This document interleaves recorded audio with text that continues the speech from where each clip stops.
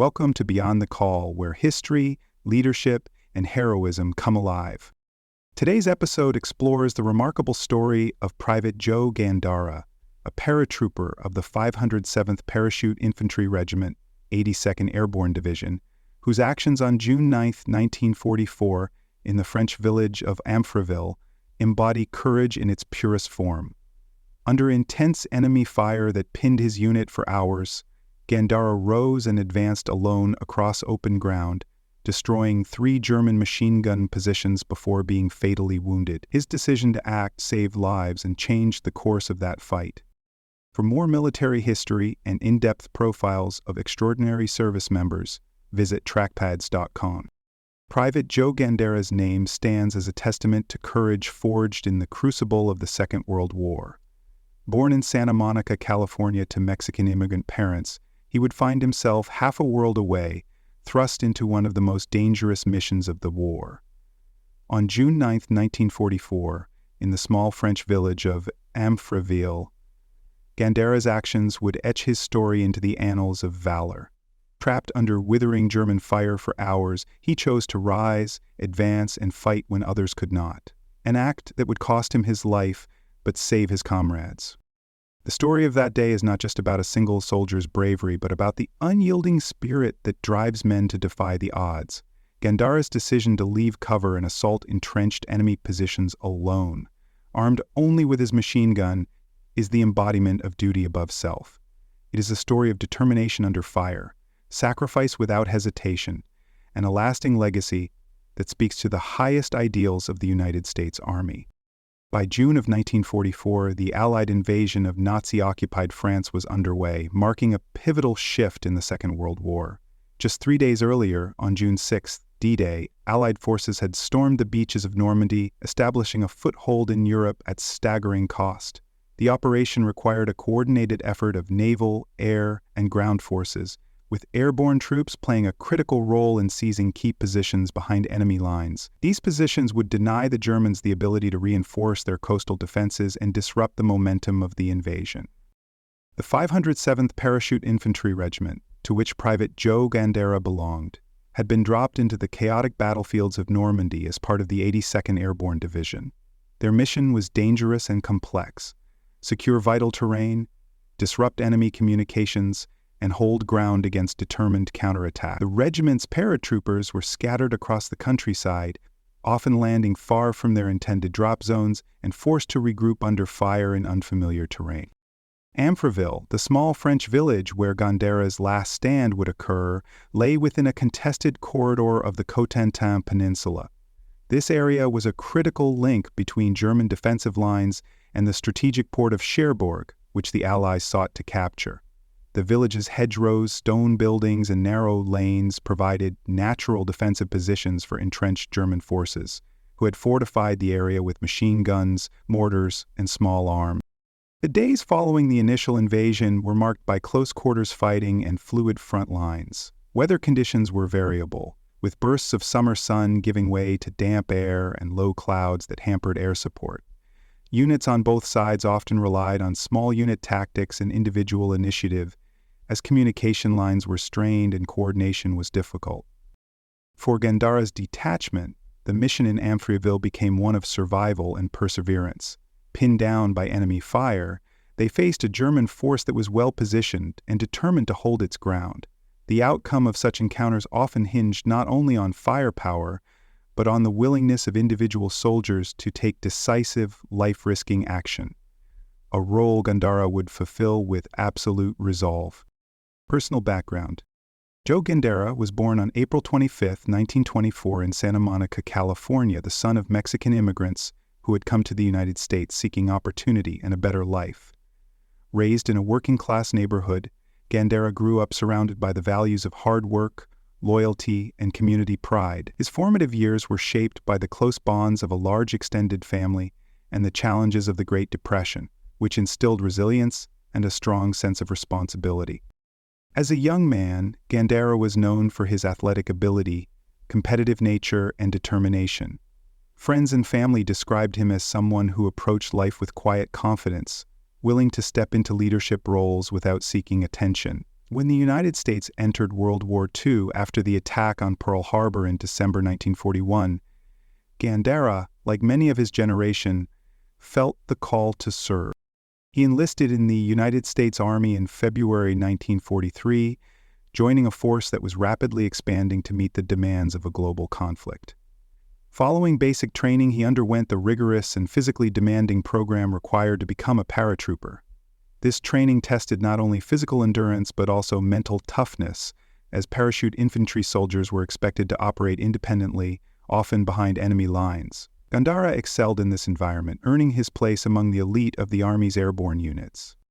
Before his deployment to Europe, Gandara trained extensively with the 507th Parachute Infantry Regiment, mastering airborne insertion techniques, small unit tactics, and the use of both light and heavy infantry weapons. The camaraderie within his unit was strong, built through shared hardship and a mutual understanding of the dangers ahead. On the eve of the Normandy invasion, Gandara was among the thousands of paratroopers preparing for one of the most ambitious military operations in history. His resolve, discipline, and loyalty to his fellow soldiers would be put to the ultimate test in the days to come, a test he would meet with unwavering courage. Medal of Honor citation. For conspicuous gallantry and intrepidity, at the risk of his life, above and beyond the call of duty on June 9, 1944, in Amfreville, France. On that day, Private Gandara's detachment came under devastating enemy fire from a strong German force, pinning them to the ground for 4 hours. Voluntarily, Private Gandara advanced alone across an open field toward the enemy position. He destroyed 3 hostile machine guns before he was fatally wounded. His courageous act enabled his detachment to advance without further casualties. Private Gandara's extraordinary heroism and selflessness, above and beyond the call of duty, are in keeping with the highest traditions of military service and reflect great credit upon himself, his unit, and the United States Army. Where valor was forged. What follows is a blend of recorded history and dramatized combat detail, crafted to capture both the facts and the human reality of Private Joe Gandara's heroism on June 9, 1944. Morning air in Amfreville carried the damp scent of the French countryside, wet earth, crushed grass, and the faint acrid sting of burned powder from firefights fought hours earlier. The hedgerows around the village loomed like living walls, thick tangles of brush and trees concealing German positions that had already bled the paratroopers of the 507. In the half-light of early day, a cold mist clung low to the ground, curling around the boots of the men as they crouched in shallow depressions, their breath steaming in the chill. Private Joe Gandara pressed his cheek into the damp soil, feeling the heartbeat of the earth beneath him and the vibration of machine gun fire cutting the air overhead. For 4 hours, he and his detachment had been pinned in place, their every attempt to shift position answered by a chattering burst from one of the German guns hidden beyond the hedgerows. Somewhere to his front, the enemy's MG-42s poured out streams of 7.92mm rounds with a mechanical rhythm, a sound every paratrooper learned to fear and respect. The drop into Normandy 3 nights earlier had been chaos. Gandara's stick had scattered across the countryside, the black sky lit intermittently by German flak bursts as C-47 aircraft disgorged their human cargo into the darkness. By the time he linked up with his unit near Amfreville, they had already been in contact with the enemy for hours, pushing forward through fields and narrow lanes under constant threat from German infantry and snipers. Now, this small detachment found itself pressed flat against the earth, unable to advance, unable to retreat, the enemy's fire locking them in place. Nearby, a young sergeant muttered into a field radio, its handset cord snaking into the mud. "Baker 3, this is Able 6. We are pinned. I say again, we are pinned, unable to maneuver. Over." The reply came back, thin and crackling. "Able 6, negative on support. All elements engaged. Hold your position until further orders. Out." The order to hold meant more hours under fire, more risk that the enemy would flank them or bring in mortars. Gandara could see the fatigue in the faces of the men around him, eyes wide and unblinking, lips tight, hands gripping rifles slick with mud and sweat. Every few minutes another burst from the enemy cut splinters from a nearby fence post or kicked dirt into their eyes. Somewhere to the left, a wounded paratrooper lay groaning softly, a field dressing already soaked through. To reach him meant crawling into open ground within sight of the guns, a near-certain invitation to be cut down. Gandara's mind measured the odds. He knew that if those German machine guns were not silenced, the unit's mission and their survival would fail here. In the mud, outside a nameless French field. At 0920 hours, the decision crystallized. Gandara shifted his weight, feeling for the familiar grip of his M1A1 Thompson submachine gun. The weapon felt solid in his hands, its 30-round magazine a finite measure of the fight he could bring. He checked his gear with methodical calm, extra magazines tight in their pouches, web belt snug, helmet straps secure. He looked to the sergeant, who caught his eye and shook his head sharply, mouthing, "Stay down." Gandara answered only with a steady gaze. The moment came with no order. Gandara pushed up from the ground in one smooth motion, breaking the plane of cover as the world erupted in sound. The MG-42 nearest to him spat a burst that sliced through the air inches from his right shoulder. He dropped to a crouch, using the folds of the field for what little concealment they offered, and began to advance. His boots sank into the damp soil, each step deliberate, each breath measured, against the thunder of gunfire. The first enemy position was less than 70 yards away, its muzzle flashes betraying its location through a gap in the hedgerow. Gandara moved with bursts of speed, firing from the hip to suppress the gunner's aim before dropping back into the grass. Dirt leapt around him as rounds punched into the ground, the sound of each impact sharp and final. He reached the cover of a shallow ditch, reloaded quickly, and rose to fire again. Short, controlled bursts that chewed into the wooden gun shield and drove the German crew to cover. Then he was moving again, closing the distance. The Thompson's heavy .45 caliber rounds tore through the position as he charged the final few yards. One of the German gunners rose in desperation, swinging his weapon toward Gandara, but the paratrooper's fire cut him down before he could bring the sights to bear. Within seconds, the first machine gun nest was silenced. Gandara did not pause. From his new position, he could see the muzzle flashes of a second MG-42 farther down the line, its field of fire sweeping across the open ground that his unit would have to cross. He sprinted along the inside of the hedgerow, crouching low to avoid detection, the smell of cordite and churned earth filling his lungs. He could hear the guttural shouts of German soldiers as they realized an American had breached their line. The second position came into view, two gunners behind a low wall of sandbags, with a loader crouched beside them feeding the belt. Gandara dropped to one knee, aimed carefully, and fired a long burst that struck the loader and sent the belt of ammunition spilling into the mud. The gun's staccato chatter faltered.